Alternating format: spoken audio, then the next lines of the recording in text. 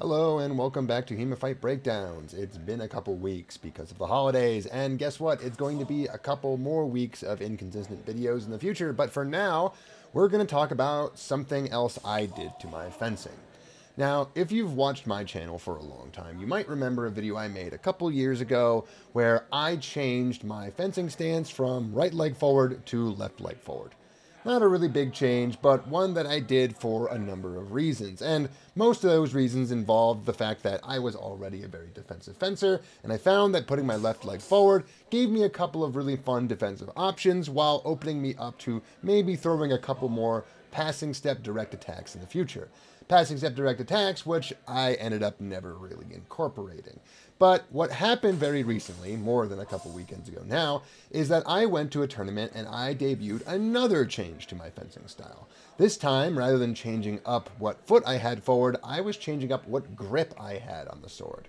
Previously, I did all of my fights with my thumb on the top of the blade in thumb grip, as it's commonly called, and I decided to switch to hammer grip, one in which all the knuckles on your hands are lined up with the crossguard and the edge of the blade. And the reason for this is I wanted to get more aggressive. I was tired of being the person who everybody knew would always parry first and who everyone would throw the wackiest stuff imaginable to my hands and to my legs in order to get free points against me because I, stupidly, would always go for the parry and would be unable to parry riposte something that I couldn't reasonably get to. So I made this change and I went to this tournament and I found out that I suck with it. But this is a conversation that I want to get a little bit more into because I feel like there are a lot of people out there who maybe aren't making as many changes fundamentally to their fencing on a regular enough basis to really improve. And I want to put this video out here as half a warning to, one, never debut a new fencing style at a tournament, but two, to maybe not get too discouraged from this poor performance of mine and think to yourself, well, maybe if I want to change something about my fencing, I should just do it in training instead, but still be willing to bring it to the tournament when the need arises. Now, we're going to start this little discussion with one of my favorite moves of all time, and something that, if you've ever watched my footage before, you see I do all the time because it works really, really well, and it works really, really well because of thumb grip, and that is the cron to left zwerk. So, you watch this exchange, my opponent throws a cut on my left side, or sorry, on my right side, his left side. I parry that quadrant, and then I immediately throw a low left zwerk. And the reason this works so well is because obviously when I have just parried something on my upper right side and I throw something on my lower left side, my opponent has to go from one opposite side to the other in order to stay safe. Now in this exchange, my opponent sort of gets parried up on that side and then places the sword on my head. Whether you want to call that valid or not doesn't really matter. What matters is that there was absolutely zero chance of him being able to parry my riposte, and as a result, it's a pretty nice combination to throw. But the reason it is so critical to thumb grip, this exchange, is because of the cron, the first part. Now, if you watch my stance right before we get into this exchange, I'm kind of have my sword placed in front of me with the crossguard horizontal, making a nice little T. And the idea here is that the cron portion of the cron to left zwerk means that I'm going to take the strong of my blade and shove it into the quadrant where I think my opponent is trying to attack. In this case, my upper right side. And the key to this is that you want to make sure to put the strong of your blade into your opponent's attack, otherwise you risk your parry getting crushed through. The idea here is basic bind mechanics. When someone throws a cut at you, they are attempting to hit you with the weak part of their sword. That's the cutting part of the sword. You have to then parry with the strong of your blade, the parrying part of the sword.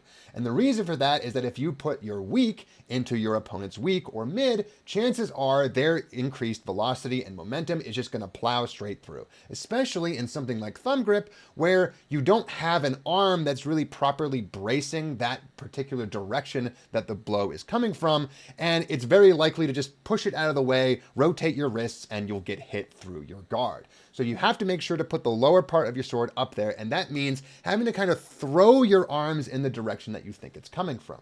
But where normally this would be a not so great position to be in, it is a great position to throw a Zornhau thumb. Your thumb is already on the bottom of the sword. All you have to do is pivot from where you are, either right or left side. You can choose whichever one you want, and you can easily attack a target that your opponent has no chance of parrying. This is fundamentally the thing that I am always going for in every single exchange, and it's the reason that I fence out of thumb grip. I am always looking to get those parry to left Sverks, and when I throw direct attacks, they're usually Sverks to begin with.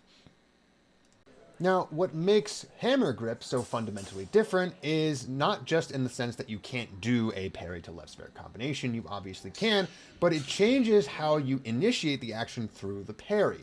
And generally, where a thumb grip style parry is always going to look like a Kron, a hammer grip style parry is almost always going to look like a Zorn. Now, if you don't know what a Zorn is, it's basically where you throw a cut into an opposing cut. But it fundamentally changes the way in which you're trying to defend yourself, where the Kron is all about putting the strongest parrying part of the sword directly into your opponent's weak, ensuring that you have the absolute best possible bind to work from. A Zorn attempts to stop the opponent's motion further away from your body with a similar application of bind mechanics, but from a very different stance. So it takes a lot of accuracy and a lot of really good anticipation of your opponent. You have to know what they're doing. You have to know that they're committed. You have to know that that's what's coming. But if you can get all of those parameters in there, there's a huge advantage to be made in engaging in a bind further away from you. And it's not just the fact that you're safer. It's the fact that the pivot points that you can go from there are significantly more open. If we go back to the Kron parry, you'll see that I'm in a position now where my opponent's sword is very, very close to me, but critically not able to quite reach me. As I pivot off of this Sverk and Sverk my opponent realizes that their sword is still really close to me and they can just pick it up and come right back down. The problem with the Kron parry is that it gets you really, really close to the action. And for a middle ranged attack like a Zornhau, this is perfectly fine. But if you throw out a casting Zorn and you catch your opponent further away, the responses and the riposts that you can throw can still be at that long range. Throwing the Zornhau might be fine because they're closing in very close to you, but if you want to maintain distance and keep going backwards, you find that you can throw any kind of cut that you want to all of these different openings. They're still going to be very difficult to parry from your opponent, but you can still put them wherever you want them to go. In this case, I parry my opponent way out in front of my body. I still throw that left Sverk across the top. I end up hitting the hands or maybe a little bit of the shoulder, but what matters is that I didn't have to get so close to do it, and my opponent's sword wasn't so close that they could just pick it up and place it onto my face. Now, if you're someone who studies early Germanic KDF, you probably know that when I described the Zorn earlier, I was only giving you half the picture. A Zorn is technically a lot more than just throwing a cut at your opponent's sword as they cut at you. And the other half of that equation is the ability to simultaneously box out your opponent's attack or defense and land a hit of your own. And the Zornhau is picture built for this purpose. Now, one of the aspects about the Kron parry that I mentioned earlier is that it has no inherent threat to it. You are simply putting the strong of your blade into wherever you think you're about to be attacked, and the threat comes from the fact that the very advantageous bind you get out of that successful parry is going to give you a really nice repost. But if you want to cut out the middleman, a really strong Zornhau is a great way to do it. Now in this clip, what happens is my opponent tries to feint a little bit of a high cut. They go around to the side, and I catch them going to that side, and I throw a direct attack straight down the pipe that engages with their blade about 3/4 of the way in, and then slides down their crossguard and hits them in the head. And the reason this is so critical is because the combination of hitting their sword halfway through their cut and me sliding down their guard into their head meant that I took pretty much all of the momentum out of their cut while delivering my own.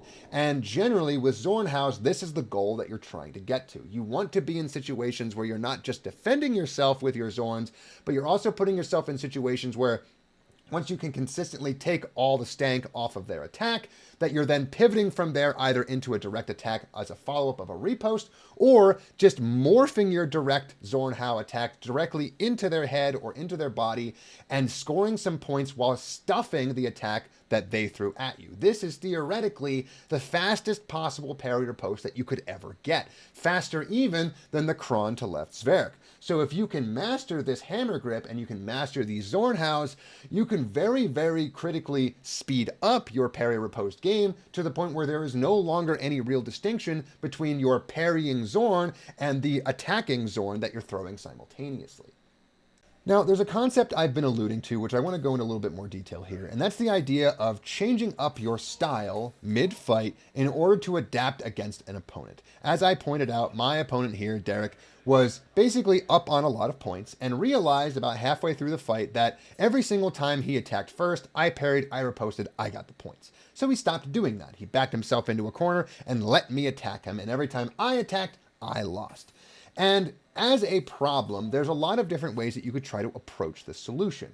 The way I would normally approach it is that I would go back to my training. I would say, okay, from the position that I'm in, what are my direct attacks? Probably thrusts. And I would train them over and over and over again. And then I'd go to the next tournament and chances are I'd probably lose again.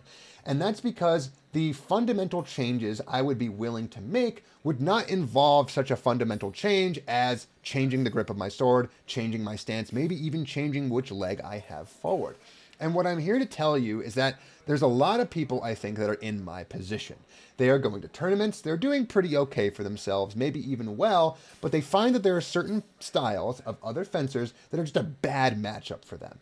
And in those instances, I think a lot of people go back to their text, they go back to their instructor, they go back to their habits, and they try to refine what it is that they already do well to try to compensate for this shortfall. And I think that's a mistake.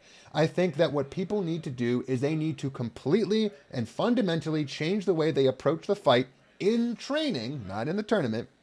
And as a result of that change of their mindset, they are going to learn all kinds of new approaches that maybe they themselves won't work or won't use, but that they will understand that other people use. If I was to go back to my training and I say, I'm going to fight exactly like Derek Ray, the guy who beat me in this clip, and I'm going to do everything the way he did, down to even switching to my left hand, I guarantee you I would learn a lot about the way that he sets up his shots, his mindset, the way that he sets up his defenses, and why he did what he did in order to beat me in this fight. And even though I'm not going to magically become left-handed, I will still understand way better what to do in this situation when it comes up again than if I were to go back to exactly what I have always done before and just try to make myself faster or stronger or more precise.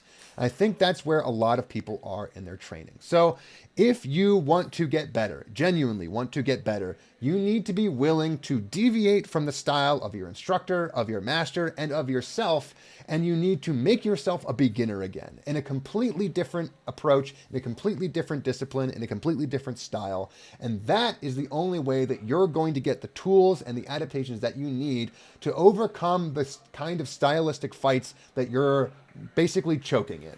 So if you think I'm right, feel free to tell me. If you think I'm wrong, I'm sure you will. Go ahead and say so. And hopefully I'll have more videos this month before the holidays crush me once again.